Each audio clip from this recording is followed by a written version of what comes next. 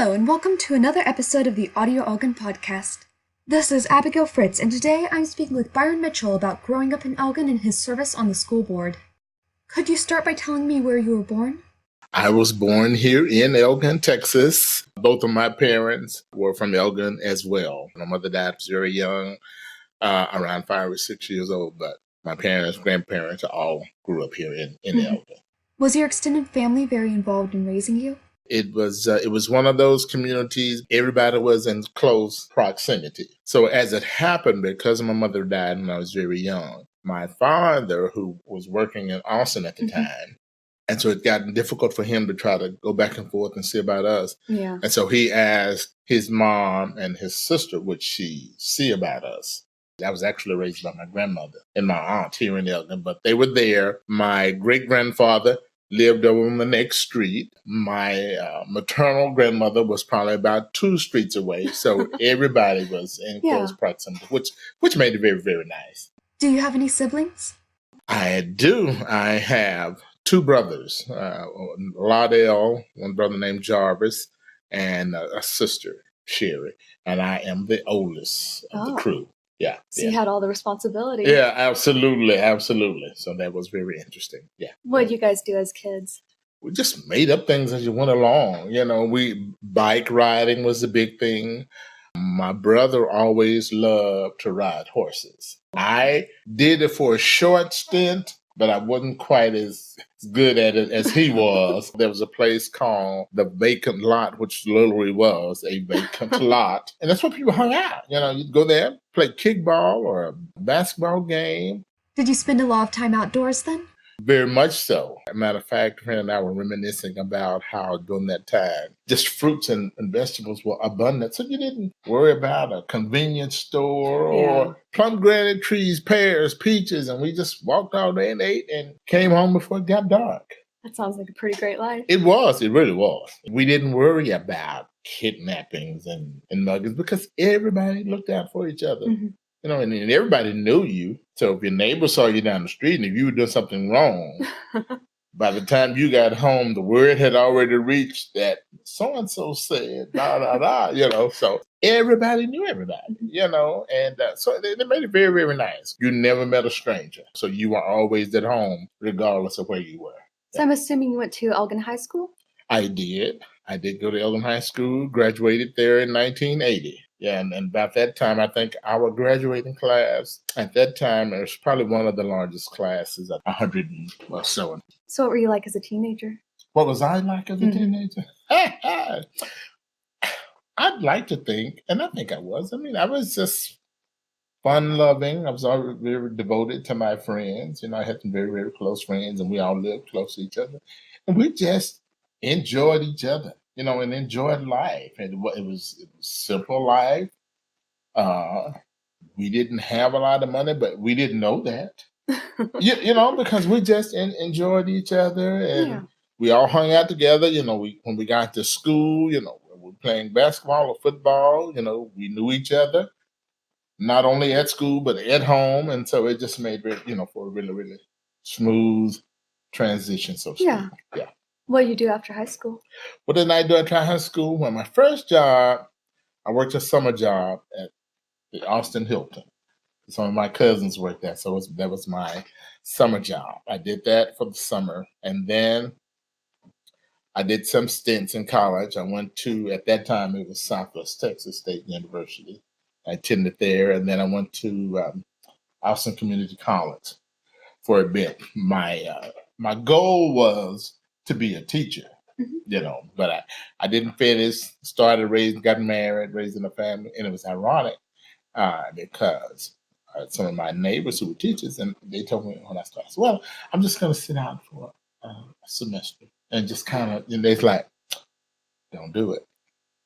Listen, don't do it because you're not going to go back. So yeah, I'll be fine, and sure enough, I just kept putting it off then I got a better job, and then I started making money, and then kind of one of my greatest regrets is that I didn't go back and finish because it was so close, but it's neither here nor there now, so. So what was that better job you got that distracted you from school? Well, at that time, it was Abbott Labs. We manufactured IV bags. Oh. And when I initially started, I hated it because it was night shift. I didn't like working nights. It was 12-hour shifts, Oh, and it wow. was an assembly line. And I was like, what have I got myself into? So school started to look more attractive. What, maybe? But I had a young family, Yeah. and so I had to stay the course, and ended up 28 years with that company. Oh, wow. Yeah, 28 years. Made some lasting relationship, lasting friendships, and so it was a good experience. So you've lived in Elgin all your life then? I have, with the exception of maybe 2 or 3 years, I went to Austin. But then when my children got school age, I wanted to come back to Elgin because even though I never experienced a large school district, I never wanted my children to go to a larger school district, even though I never attended one. But I just wanted them to experience the type of upbringing that I had experienced, knowing all of your classmates, knowing all of your friends. And so my wife was a little reluctant to do that. She wanted to go to a larger city. Where was she from? She was born in Lubbock, Texas, but came to Elgin probably when they were in the third grade. So pretty much grew up here. But she wanted to go to Houston or Dallas or something like that, and it just wasn't appealing to me at the time. No, let's try it. Let's just try it. And so once we got here, my kids got here, and they loved it. And so maybe I think one time we mentioned the idea of moving. The kids said, "Oh no, we're not going anywhere." And so, yeah. So you said that you wanted to give them the kind of close-knit community that you had when you were growing up. How much growth had Elgin seen by the time that they were growing up here? How much of a difference was there? Well, it was a pretty big difference by the time they got here versus from the time that I graduated from high school. Because we laugh because probably when I was in grade school, anything north of Highway 95 off of 1100 was considered the outer rim. You know, it was almost, you didn't know, it was like, what's out there, because it wasn't any development. It was all farmland. And so you rarely went to that side of town and just to see the type of growth and expansion that we have now is just, I never thought we'd see that, because during my day, we had, it was Elgin Primary, which went up to fourth grade, and we had Elgin Elementary, Elgin Junior High, and Elgin High School, and that was it. That was it. And so everything was really just kind of located central, and so I know that. So so it was a big difference by the time that they got here. Could you go ahead and tell me about your current position on the school board and what brought you to that? My current position on the school board. Okay, what brought me to that? Well, I've been on the school board now for 17 years. Been the president for probably, I'd say, 8 or 9 years. It wasn't something that I really sought out, but what happened, there was Dorothy MacArthur, who was a sitting school board member at that time, had decided not to run again and had asked me what I consider running for the school board. I don't know. Let me think about it. I had always been active as a parent, volunteering and doing things, but that's just something that I love to do because I felt like I never had that as a kid. Yeah. So I wanted to make sure that so she asked me and I thought about it. And so I said, okay, I'll try it. I'll try it and see how it goes. And so here we are 17 years later. Yeah. I'm still serving. Yeah. So what does the school board in general and the president of the school board specifically do? What do we do in general? Basically, school board sets policies and direction for the school district. But, and our number one duty is to hire a superintendent. And as president, I'm usually given the task of keeping the meetings timely, orderly, and efficient.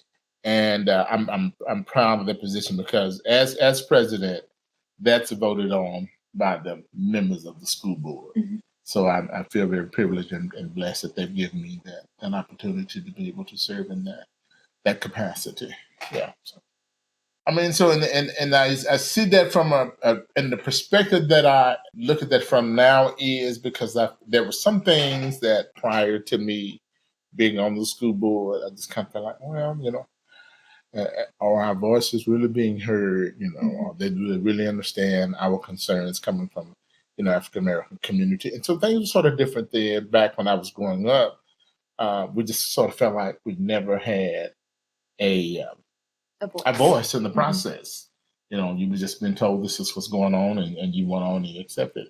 And so I didn't want to be just that person just sitting back, not really ever knowing what was going on. So I wanted to really have a vital role in making the decisions that affected all children. Yeah. Even though we have single member districts, but when we come together as a collective body, we make decisions that will benefit all of the children. Mm-hmm. And I felt like that was the point probably back.